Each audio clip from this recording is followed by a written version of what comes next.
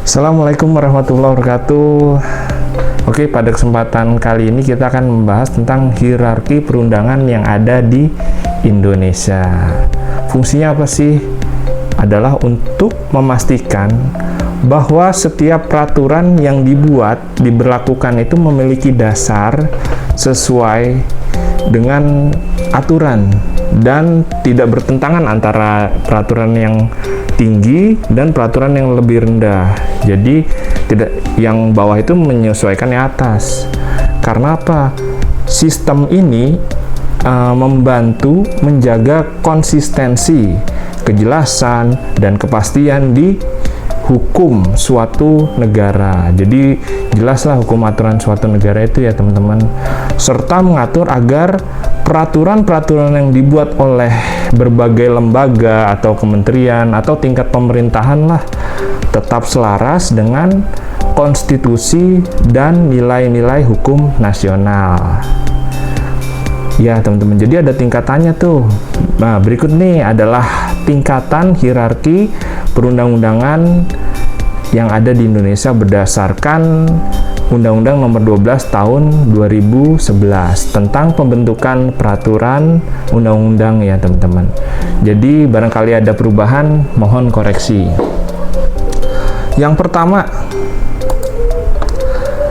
pertama itu adalah Undang-Undang Dasar Negara Republik Indonesia tahun 1945 atau yang sering kita sebut itu Undang-Undang 1945. Jadi Undang-Undang 1945 ini merupakan hukum dasar di Indonesia yang tertinggi dari semua peraturan di Indonesia. Jadi peraturan di bawahnya itu tidak boleh bertentangan dengan ketentuan Undang-Undang Dasar 1945. Yang kedua, ketetapan majelis. Jadi ketetapan Majelis Permusyawaratan Rakyat atau TAP MPR. Jadi TAP MPR ini adalah ketetapan yang dikeluarkan oleh Majelis Permusyawaratan Rakyat ya, atau MPR. Dan sifatnya ini mengikat teman-teman. Fungsi utamanya apa sih? Ya jelas ya teman-teman, aturan dari TAP MPR ini untuk menetapkan aturan-aturan yang fundamental yang berfungsi sebagai pedoman untuk pembentukan undang-undang ya gitu teman-teman. Itu yang kedua. Dan yang ketiga itu ada peraturan pemerintah pengganti undang-undang atau Perpu ya teman-teman. Undang-undang atau peraturan pemerintah pengganti undang-undang atau Perpu. Apa sih Perpu ini atau peraturan atau undang-undang ini? Jadi undang-undang adalah peraturan yang dibentuk oleh Dewan Perwakilan Rakyat, Dewan Perwakilan Rakyat ya, atau DPR bersama dengan Presiden. Sedangkan Perpu ini dikeluarkan oleh Presiden dalam rangka keadaan darurat ya teman-teman. Dalam rangka keadaan darurat, Perpu ini dikeluarkan oleh Presiden. Jadi kedua jenis peraturan ini antara undang-undang dan Perpu memiliki kekuatan hukum yang setara. Ya, teman-teman. Yang keempat, teman-teman.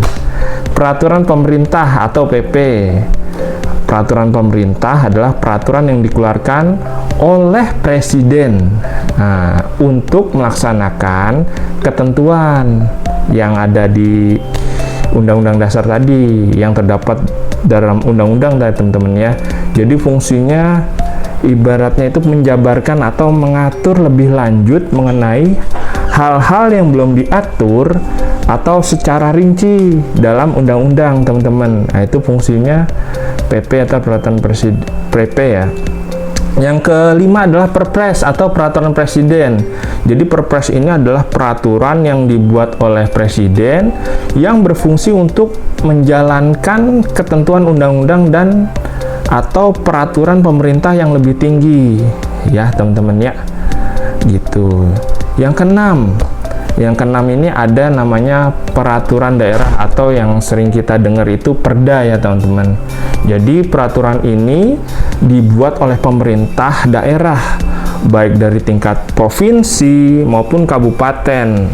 Yang dibuat ini peraturan ini bersama DPRD setempat.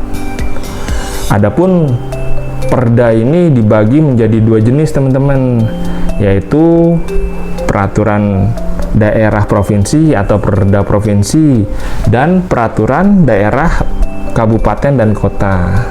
Tujuannya apa sih? Nah, tujuannya adalah mengatur hal-hal spesifik teman-teman sesuai dengan kebutuhan daerah masing-masing. Jadi kebutuhan spesifik misalkan yang beda dengan daerah lain tuh diatur. Nah, gitu teman-teman ya. Itu yang terakhir perda.